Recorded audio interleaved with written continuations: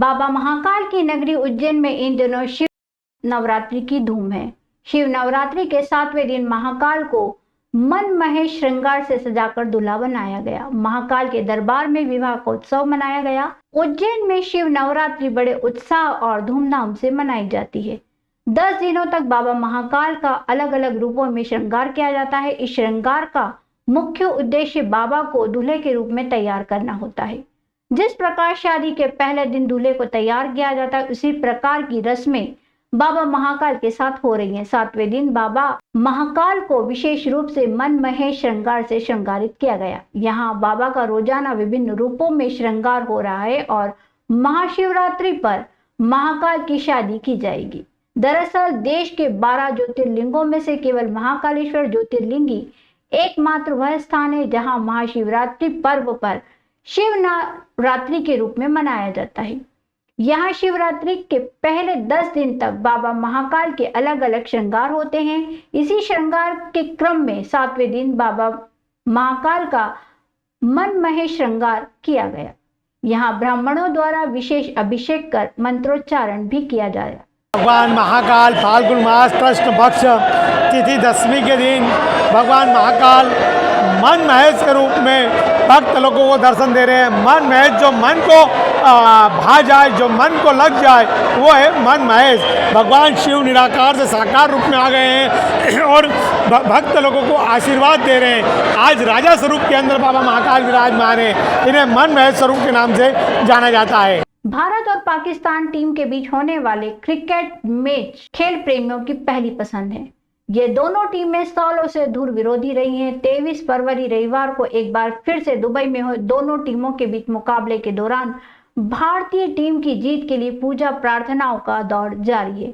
रविवार को उज्जैन के ज्योतिर्लिंग महाकाल मंदिर में भारतीय टीम के अच्छे प्रदर्शन और जीत के लिए पूजन किया गया। मंदिर के पुजारियों ने भारतीय टीम के खिलाड़ियों के फोटो गर्भगृह में ले जाकर मंत्रोच्चार के बीच भगवान महाकाल का पूजन किया। महाकाल मंदिर परिसर में स्थित श्री सिद्ध गणेश मंदिर के पुजारी चम्मू गुरु ने बताया कि भारत पाकिस्तान मैच को लेकर यहां सभी में उत्साह देखा गया है। भारतीय टीम की विजय के लिए पूरे हिंदुस्तान में प्रार्थना की जा रही है। यहां महाकालेश्वर मंदिर में पंडे और पुजारियों ने मिलकर भगवान महाकालेश्वर का पंचामृत अभिषेक और रुद्र अभिषेक किया ताकि इंडिया ज्यादा से ज्यादा रनों से विजय हो सके। साथ ही क्रिकेट प्रेमियों ने प्रथम पूजनीय श्री सिद्धि गणेश का भी भारतीय टीम की जीत के लिए पूजन किया। कल जो चैंपियंस ट्रॉफी में भारत और पाकिस्तान का एक बहुत बड़ा मैच होने जा रहा है, उस मैच का पूरे देश और पूरे विश्व में काफ़ी उत्साह है। इसी उत्साह के अंतर्गत आज हमने भगवान महाकाल और श्री सिद्धिविनायक जी से प्रार्थना की है कि जो कल मैच होने वाला है उसमें भारत को यानी कि विजय श्री प्राप्त हो। और जब मैच प्रारंभ होगा तो कि इंडिया का क्रिकेट का ऐसा है कि हर जगह कर्फ्यू लग जाएगा और हर जगह सिर्फ एक ही बात कहेगी, इंडिया इंडिया इंडिया इंडिया। तो भगवान महाकाल और सिद्धिविनायक से प्रार्थना करते हैं कि कल के मैच में भारी अंतरों से भारत को विजय बनाए। इसी प्रकार भारत की जीत के लिए सदावल मार्ग स्थित संत दादू दयाल आश्रम में भी महामंडलेश्वर ज्ञानदास जी महाराज द्वारा यज्ञ में आहुतियां दी गई। महामंडलेश्वर ज्ञानदास जी महाराज ने बताया कि देश के कल्याण के लिए प्रतिदिन हवन तो करते ही हैं, लेकिन आज विशेषकर यज्ञ और हवन भारत की जीत के लिए किया गया है। आज भारत पाकिस्तान के मैच होने जा रहा है। हम ऐसे तो जन कल्याण के लिए रोज हवन करते हैं, लेकिन आज जो है हमारे देश की टीम इंडिया को जिताने के लिए भगवान महाकाल से प्रार्थना की और आज का हमारा हवन यज्ञ इस देश की टीम के लिए हमने किया है, जो भगवान महाकाल उनको विजय प्राप्त कराए। इसी कामना को लेकर के आज हमने ये किस तरह का यज्ञ महाराज, जिससे कितनी सफलता मिलती है? इस यज्ञ से भगवान कहते हैं कि विजय की प्राप्ति होती ही है और ये मंत्रों की शक्तियाँ ऐसी होती है कि कहीं ना कहीं हमें विजय दिलाती है। तो जिस प्रकार आज उच्च मंत्रों के द्वारा देवी देवताओं का आह्वान करके यज्ञ किया गया, और प्रार्थना की गई कि हमारे देश के जो खिलाड़ी है वो जीत करके लौटे।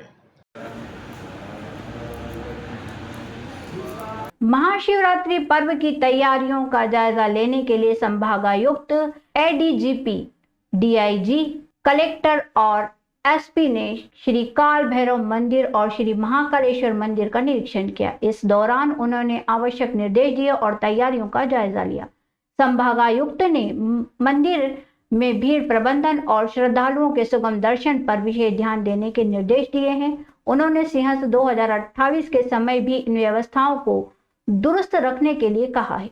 कलेक्टर ने निरीक्षण के दौरान महाशिवरात्रि पर्व पर श्रद्धालुओं की सुविधा के लिए मंदिर में आवश्यक बैरिकेडिंग, साफ सफाई, पार्किंग, मेडिकल व्यवस्था, प्रकाश, पेयजल, शौचालय, पार्किंग और ट्रैफिक प्रबंधन के लिए नगर निगम की 3 टीमों की व्यवस्था करने के निर्देश दिए हैं। इसके अलावा श्री महाकालेश्वर मंदिर में भी निरीक्षण किया गया। यहाँ पर कर्कराज पार्किंग से निरीक्षण की शुरुआत की गई। महाशिवरात्रि पर्व पर श्रद्धालुओं की सुविधा के लिए मंदिर में आवश्यक बैरिकेडिंग, साफ सफाई, पार्किंग, पीएस सिस्टम, एलईडी, प्रकाश, पेयजल, शौचालय, पार्किंग और ट्रैफिक प्रबंधन के लिए 2 टीमों की व्यवस्था करने के निर्देश दिए गए हैं। निरीक्षण के दौरान सभी मुख्य विभागों के जिला अधिकारियों की भी उपस्थिति रही।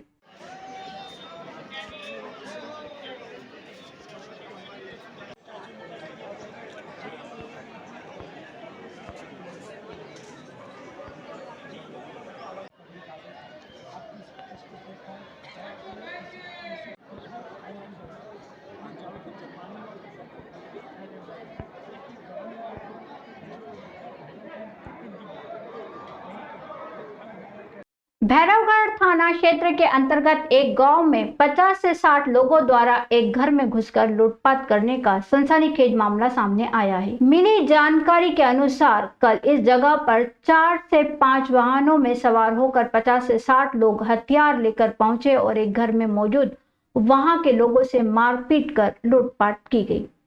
पीड़ितों की माने तो सभी लोग हथियार लेकर आए थे और उन्होंने उनके जेवरात लूट लिए, साथ ही घर के सामान को नुकसान पहुंचाया। साथ ही उनके साथ मारपीट भी की गई। जिन लोगों के साथ मारपीट और लूट की घटना हुई है, उन्होंने बताया कि बदमाश पुलिस में शिकायत न करने की धमकी देकर गए थे। जब पीड़ित महिलाएं भैरवगढ़ थाना पहुंची तो वहां भी कोई विशेष सुनवाई नहीं हुई। हालांकि घटना की विस्तृत जानकारी अभी आना शेष है, लेकिन प्रथम दृष्टि में ये मामला बड़ा ही सनसनीखेज मालूम हो पड़ता है।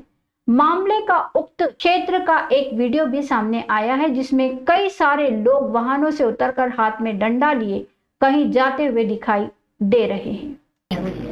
आज हमारे घर पे बहुत सारे लोग आए और हमारे यहाँ बर्तन सब तोड़े और जेवर और सब तो ले गए टूटकर।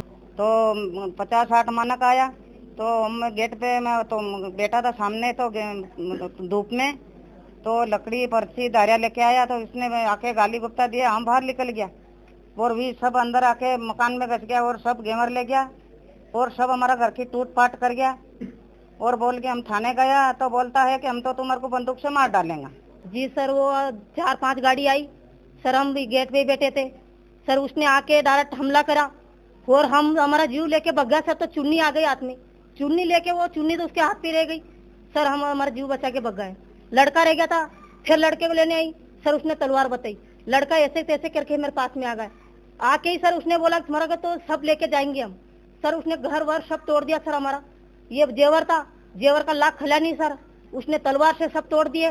तलवार से तोड़िया बाद में सर उसने सब जेवर ले गए। जेवर थी सर मेरा 2-2 किला कंदूरा था हमारा पहनने के, कमर में 2 रामनुमी थी गले में पहनने के लिए, सुसूर की और मेरे पति की ये कान का झूला था सर, वो भी ले गया। एक भी बाकी मतलब सर बारीक बारीक बिछुड़ी सब थी हमारी, सब बीन के ले गया सर। और सर बाकी का बर्तन था उसने उससे टूटा नहीं सर, तलवार से और चाकू से ऐसे डरा के हमको दोनों को भगा दिया सर। हम भाग गए सर, गांव वाले आए इतने, उसने गाड़ी बढ़ा के सर वो चली गए सर। मैं अकेली थी, मेरे को जुम्मा झटकी कर। कौन लोग थे वो? ये गला खोल के मनक थी, नाम वगैरह कुछ? राजेश दायमा और दीपा दायमा। क्यों आए थे? ये क्या ऐसा हो गया, औरत लेके भग गया वो मेरे परिवार का। कौन औरत थी, महिला कौन थी वो? मेला गला गोल की थी, वो भी गला गोल रहता है। अच्छा, हाँ, फिर क्या दोनों घर पे मारा कूटी करी, क्या हुआ? वो घर पे आ गया, मैं अकेली थी, ये बच्चा बच्ची मेरे साथ में, तो मैं अकेली जुम्मा झटकी करने लग गया, तो मैं बाहर भाग गई, तो वो घर पे का सामान फोड़ फाड़ के सब चले गए। क्या चोरी हुआ आपका? मेरी जेवर भी थी, मेरा सोना भी था, 2, 3, 4 तोला सोना था, 10 किलो रकम थी, वो सब ले गया।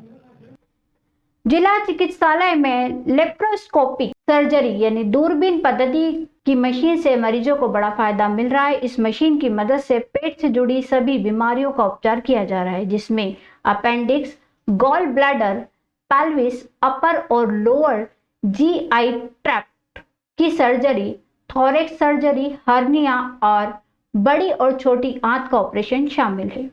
डॉक्टर निधि जैन ने बताया कि ओपन सर्जरी में पेट में काफी बड़ा चीरा लगाना पड़ता था, जिसमें टांके भी ज्यादा संख्या में लगाए जाते थे, जबकि लेप्रोस्कोपिक सर्जरी में 3 से 4 चीरे में ऑपरेशन हो रहा है। इससे मरीज को कम दर्द और जल्दी रिकवरी मिलती है। मरीज अगले ही दिन अस्पताल से छुट्टी पा सकता है, जबकि ओपन सर्जरी में मरीज को रिकवर होने में समय लगता था। लेप्रोस्कोपिक सर्जरी में ब्लीडिंग भी कम होती है और टांके में इन्फेक्शन होने का डर भी नहीं रहता। Civil surgeon doctor Ajay Diwakar ने बताया कि मुख्यमंत्री डॉक्टर मोहन यादव के निर्देशन व NHM की डायरेक्ट सलोनी सिडाना के सहयोग से ये पहल जिला अस्पताल में शुरू की गई है। सभी मरीज आसानी से निःशुल्क सर्जरी करवा सकते हैं। ये सर्जरी की एक एडवांस पद्धति है, जिसमें मशीन के माध्यम से डॉक्टर केवल 3 चीरे लगाकर मरीज का ऑपरेशन कर सकेंगे। इससे पहले ये एडवांस पद्धति केवल मेडिकल कॉलेजों व प्राइवेट अस्पतालों में ही उपयोग की जा रही थी। पहली बार होगा कि अब सरकारी अस्पताल में लेप्रोस्कोपिक सर्जरी की सुविधा मिल रही है। इनसे जांचें भी हो सकती हैं मरीज़ों की, साथ में ऑपरेशन भी किए जा सकते हैं। लेप्रोस्कोपी से सर्वविदित है कि लेप्रोस्कोपी से बच्चेदानी भी निकाली जाती है और गॉल ब्लैडर के भी ऑपरेशन किए जाते हैं, जो पहले बड़े चीरा लगा के पेट में और किए जाते थे। अभी भी दोनों तकनीक अवेलेबल हैं। मरीज़ की सुविधा के हिसाब से जिसमें मरीज़ फिट होता है वैसा किया जा सकता है। एक ऑपरेशन हमारे यहाँ किया जा चुका है पहला, और वो सफल रहा है और मरीज़ की अगले दिन छुट्टी भी हो गई। उसमें नाभि के नीचे एक छोटा सा चीरा लगता है, एक टाँके का, 2 टाँके का, उसमें से लेप्रोस्कोप डाल के और बच्चेदानी को निकाला जाता है। वो निकाला गया है। इसमें हमारे गायनेकोलॉजिस्ट जो हेड ऑफ़ द डिपार्टमेंट हैं डॉक्टर रेणु दुबे और डॉक्टर अतिशय जैन आए थे बाहर से, एशियन इंस्टीट्यूट के। NHM टीम भी आई थी भोपाल से। सबके अथक प्रयासों से और सिविल सर्जन महोदय डॉक्टर अजय दिवाकर समस्त टीम के प्रयासों से ये ऑपरेशन सफल रहा। भविष्य में भी इस तरह के ऑपरेशन किए जाएंगे। मरीज़ों की सुविधा के लिए ये बहुत अच्छी तकनीक है। इसमें हॉस्पिटल स्टे कम होता है और तकलीफ़ भी कम होती है। कितने करोड़ रुपए की वसूली होगी? मुझे एग्जैक्टली पता नहीं है कि इसकी कॉस्ट क्या है, पर ये बहुत कीमती और महंगी मशीन ही है। उज्जैन की बात करें इस संबंध में मुझे आइडिया नहीं है, पर जिला चिकित्सालय मतलब सरकारी अस्पतालों में पूरे उज्जैन उसमें हमारे यहाँ ही है। सिर्फ जिला चिकित्सालय चरक भवन में ही है। और भी अस्पतालों में होगी, क्योंकि जहाँ बड़े अस्पताल जो भी हैं हमारे उज्जैन में और भी जगह होगी, पर सरकारी अस्पताल में इस तरह का साधन होना और इस तरह की सुविधा देना एक बड़ी बात होती है।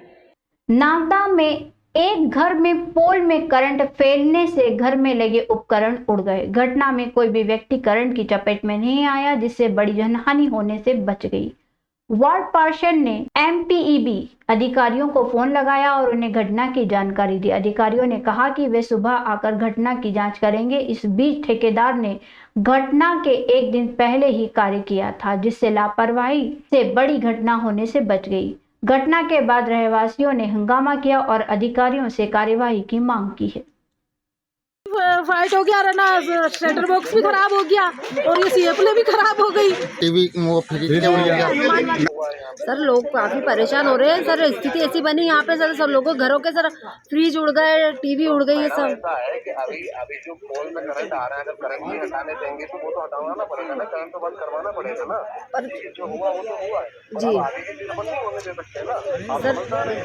हाँ अभी वो अधिकारी से बात हुई, एमपीपी के जो अधिकारी उनसे बात की है मैंने, क्योंकि यहाँ पे सूचना मिली थी मुझे कि यहाँ पर जो करंट आ रहा है, जो अभी डीपी लगी, शाम को शायद इसका काम किया गया था, और जो यहाँ के ठेकेदार थे वो अभी यहाँ मौजूद नहीं। हमने उनको सूचना करी है कि भैया यहाँ पे आए यहाँ पे, क्योंकि यहाँ पे लोगों का नुकसान हो चुका है काफ़ी। घरेलू जो इनके फ्रिज है, जो टीवी है, कई चीज़ें यहाँ पे फॉल्ट हो गया उनके अंदर। तो अभी आपको क्या बोला अधिकारी, क्या आश्वासन दिया? अधिकारी ने बोला है कि मैं यहाँ पे अभी हूँ नहीं, आउट ऑफ स्टेशन हूँ, और मेरी टीम यहाँ सुबह पहुँचेगी, और अभी जो टीम जो है नगर जो यहाँ पे पहुँची एमपीपी की, तो वह जो डीपी में करंट आ रहा है उस पर अगर काम किया जाता है अभी तो उसको रोक दिया जाएगा।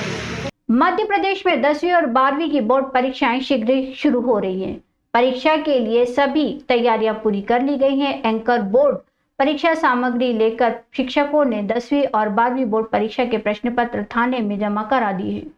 मध्य प्रदेश माध्यमिक शिक्षा मंडल द्वारा आयोजित कक्षा 10वीं एवं 12वीं की बोर्ड परीक्षा की सामग्री दशहरा मैदान स्थित शासकीय कन्या हायर सेकेंडरी स्कूल में वितरित कर दी गई है। केंद्र अध्यक्ष एवं सहायक केंद्र अध्यक्ष ने मंडल के निर्देशानुसार प्रश्न पत्र परीक्षा केंद्र के नजदीकी थाने में जाकर जमा कराए, जबकि उत्तर पुस्तिकाएं परीक्षा केंद्र में। इस पूरी प्रक्रिया में 10 से 12 घंटे का समय लगा। आखिरी दल शाम 5 बजे रवाना किया जा सका। इस वर्ष 10वीं और 12वीं की परीक्षा 27 फरवरी से और 12वीं की परीक्षा 25 फरवरी से प्रारंभ होगी। ये परीक्षा उज्जैन जिले में 78 केंद्रों पर होगी। 10वीं की परीक्षा के लिए 24,174 और 12वीं की परीक्षा के लिए 15,999 विद्यार्थियों ने अर्थात 39,773 विद्यार्थियों का नामांकन हुआ है। मंडल ने पूर्व खराब अनुभवों को देखकर 11 केंद्रों को संवेदनशील घोषित किया है। इन केंद्रों पर सुरक्षा और निगरानी के खास इंतजाम करने के लिए प्रेक्षक भी नियुक्त किए गए हैं। उज्जैन के मालीपुरा में हर हर महादेव भक्त मंडल द्वारा महाशिवरात्रि के अवसर पर शिव विवाह का आयोजन किया जा रहा है। ये कार्यक्रम फागुन मास के कृष्ण पक्ष त्रयोदशी 26 फरवरी बुधवार को आयोजित किया जाएगा। हर हर महादेव भक्त मंडल के सदस्य नीलेश सोलंकी ने बताया कि मालीपुरा क्षेत्र स्थित कंगालपुरा में पिछले 7 वर्षों से महाशिवरात्रि पर शिव पार्वती विवाह का आयोजन किया जाता है और उसके बाद शाम को फरियाली खिचड़ी के भंडारे का आयोजन भी किया जाता है। प्रतिवर्ष अनुसार इस वर्ष भी महाशिवरात्रि पर भगवान शिव और माता पार्वती का विवाह समारोह का आयोजन किया जा रहा है। विवाह समारोह की रस्म अदायगी आचार्य संत श्री नवीन पंड्या मलिगौर, संत सुश्री डॉक्टर चिकेश्वरी दीदी द्वारा पूर्ण कराई जाएगी।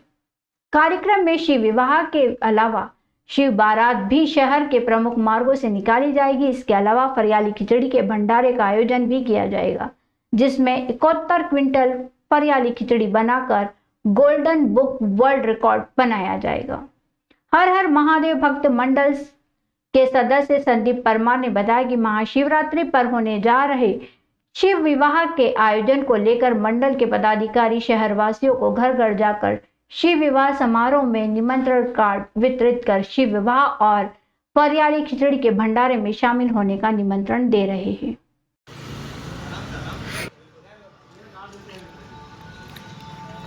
शिव विवाह का जो है निमंत्रण है आपको, और 26 तारीख को हमारे यहाँ पर ये शिव विवाह हर वर्ष के तहत इस वर्ष में मनाया जा रहा है। और ये फरियाली जो खिचड़ी का जो है गोल्डन बुक ऑफ रिकॉर्ड बनाने के लिए और इसके संबंधित जो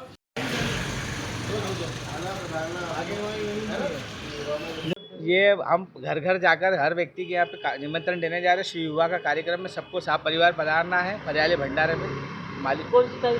ये 26 तारीख बुधवार को शाम को 7 बजे से मालीपुरे में हर हर महादेव भक्त मंडल द्वारा शिव विवाह का आयोजन किया जाता है। इसमें प्रातः 10 बजे गणपति पूजन होता है, 11 बजे मंडप होता है, 10 बजे गणपति पूजन होता है, फिर ग्रह शांति होती है, फिर शाम को 4 से 6 बजे शिव जी की बारात निकलती है।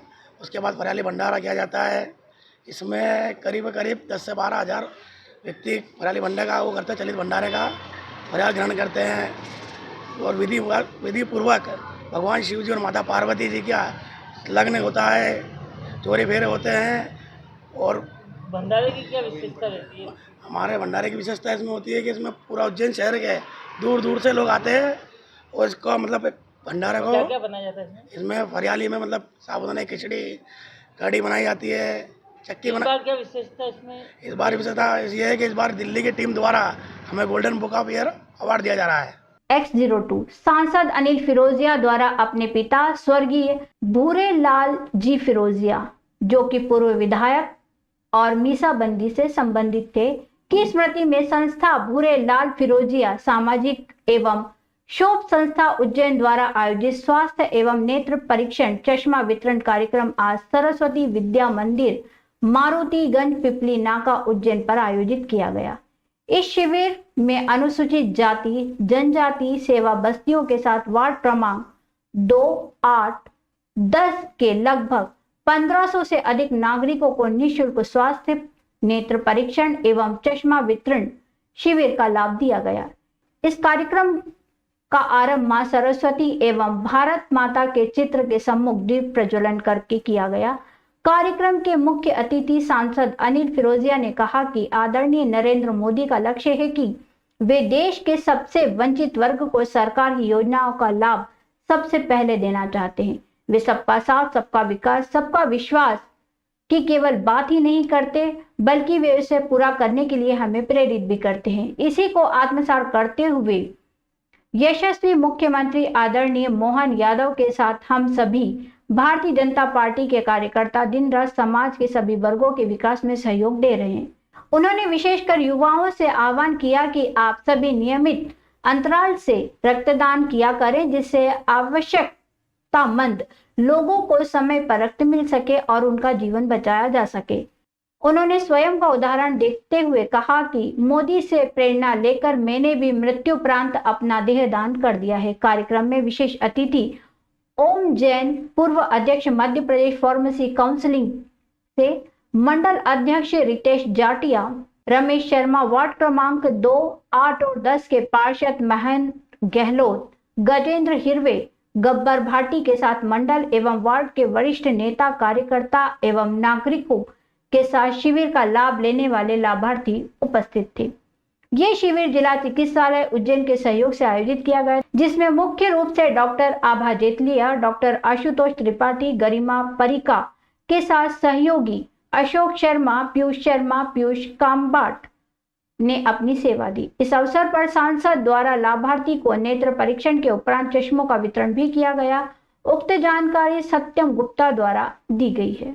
स्वर्गीय श्री भूरेलाल फिरोजिया जो मेरे पिता है, उनके स्मृति में सामाजिक एवं शोध संस्था के द्वारा मोदी जी की प्रेरणा से यहाँ पे स्वास्थ्य शिविर लगाया जा रहा है और नेत्र शिविर, जिसमें स्वास्थ्य परीक्षण भी करा रहे हैं और नेत्र शिविर जो बुज़ुर्ग हैं जिनको चश्मे लगे उनको हैंड टू हैंड चश्मे भी वितरित किए जाएंगे और अगर उनको ऑपरेशन का बताते हैं, मोतियाबिंद अगर कुछ होता है तो उसका हम ऑपरेशन भी करेंगे। हाँ, ये पूरे उज्जैन आलोट संसदीय क्षेत्र में सब जगह जगह हम स्वास्थ्य शिविर लगा रहे हैं और यह कई वर्षों से हम लगा रहे हैं स्वर्गीय श्री भूरेलाल फिरोजिया सामाजिक शोध संस्था के द्वारा, ताकि लोगों को अच्छा इलाज भी मिल सके और उनको आँखों में अगर कोई दिक्कत है तो उनको आँखों की दिक्कत भी दूर हो और उनको चश्मे भी वितरित किए।